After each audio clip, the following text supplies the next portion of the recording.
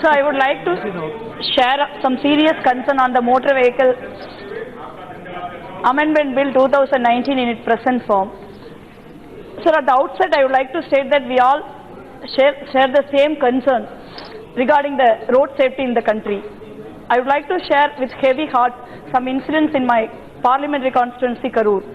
In my constituency alone, there are more than 1,000 accidents deaths happened within few years of time due to lack of either subway or the overbridge in the national highway NH7.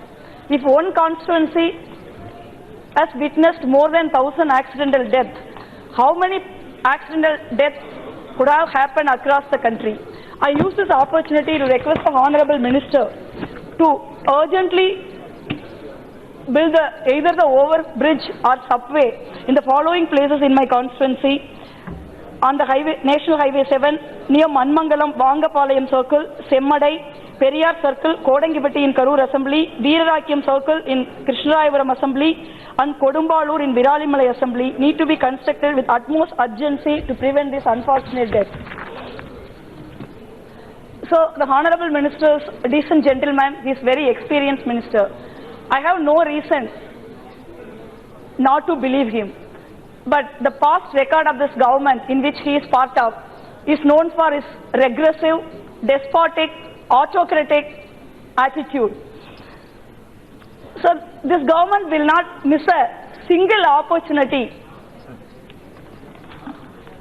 to undermine the state's rights, centralize power, disempower people, favor the corporate. Despite having many salient features in this bill has no exception to their general attitude.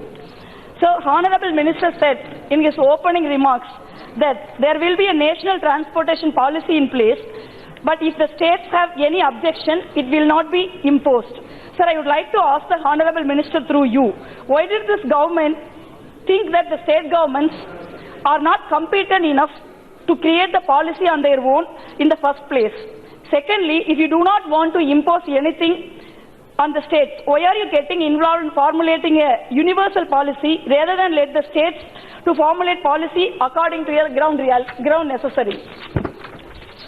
Sir, the past experience shows that this government will not listen to states if they have any objection on important issue once the policy is in the place. We have seen this time and again. What happened in the case of NEET? Tamil Nadu is vehemently opposing the NEET exam. Already 8 poor students have committed suicide. Despite the uproar in Tamil Nadu, this government is hell-bent on imposing NEET at the cost of the lives of the poor students. Therefore, the suspicion stems from the past experience of dealing with this government policies. So the minister has repeatedly said he is not willing to infringe upon the state, but the bill draft is not reflecting this. Sir, in subsection 10 of section 41, for the words for a period of 5 years, the words for such period as may be prescribed by the central government have been substituted. The following provisions have also been inserted. Provided that the central government may prescribe different period of renewal for different types of motor vehicle. At present, 15 years have been fixed for the renewal of motor vehicle registration certificate.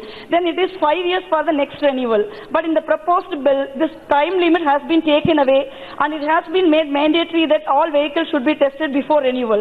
This would pave the way for manufacturer to go for their monopoly of brand, and they will try to retain the vehicle owner. Therefore, the owner will at the mercy of the vehicle dealers, and thereby he will be charged more for the maintenance of his vehicle.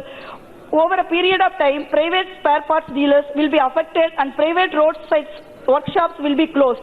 This will result in a serious unemployment crisis. So we should not forget this. This government has the highest unemployment rate of 6.1% in 45 years to its credit. Isn't it favoring the big private player over the small self-employed youth? Sir, as per Motor Vehicle Act, at present, all transport vehicle permits are issued by the regional transport authorities namely district collectors, for their district jurisdiction with one more adjacent district. For more than 2 districts and for interstate permits, the State Transport Authority issues a permit. Now a new term, license, has been introduced in the class 29 with respect to section 66 and 88 of Parent Act of 1988. Also the central government has given the power to issue licenses for transport vehicles. The central government is planning to create a parallel authority to existing authorities for issuing the permits or licenses. At the same time, operators have the liberty to choose either permit issued by the state government or by the central government. Because of this, more confusion will arise among the operators. Moreover, the operators will always work on their profit approach and go for operation in the peak hours. Sir, in my state like Tamil Nadu, there is a policy. Even a private vehicle is, when given a permit in a profitable route, main route, will be asked to operate in a non-profit route. Sir, I have 8 minutes. I'm the second speaker from my party and probably the last speakers. So they will be operate on a rural areas for the purpose of children going to school, farmers goes to market. That will be imposed as a condition clause. How will the central government sitting in Delhi will decide the remote part of place like a route, will decide which permit has to be given which route? This is not clarity. This is not infringing the right of the state. Then what else?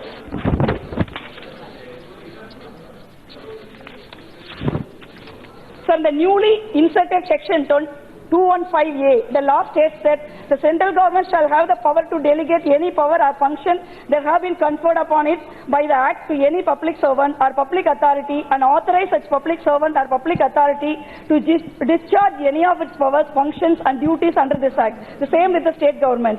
From above proposed insertion, the central government derives power to delegate function under this Act. Also, Section 211A empowers the central government to take full control of developing software to collect fees, fine and tax, which are well within the state subject. What is the guarantee that on fine day, the central government may take control of revenue by mere administrative order by using this power under 215? So state, even the BJP government in Maharashtra, your alliance partner, the transport minister, is objecting vehemently for the changes which is in the bill. Sir, I also would like to bring into one more notice that in the name of increasing the infrastructure, need an amount of 1 crore rupees. There are already self-employed youth who are running the driving school in the very small rural areas, which is helping the poor people to get the driving licenses, especially the women, which I see the driving as a form of an empowerment and the freedom for a woman, will adversely affect these things. So already say only the way the government is unable to create the employment. So the people are already creating the self-employment in favoring the corporate. Why are you spoiling the self-employed youth who run the driving licenses in the rural areas? So I request the Honorable Minister to seriously consider this provision of this bill to allow this unemployed youth to run those things. So I also quickly compliment this government for the salient features in this bill. Cashless treatment for victim of accidents during golden hour. This bill very sensitive towards the differently able. The bill allows to order for recall of motor vehicles if a defect in the vehicle may cause damage to the environment or the driver or other roads. This bill mandatory that create a motor vehicle accident fund to provide compulsory insurance cover to all road users in India, treatment of injured person and compensation to be paid. This is a welcome step. So along with the welcome step, I request the Honorable Minister through you, please withdraw the regressive thinking within the bill. Thank you, sir. Please.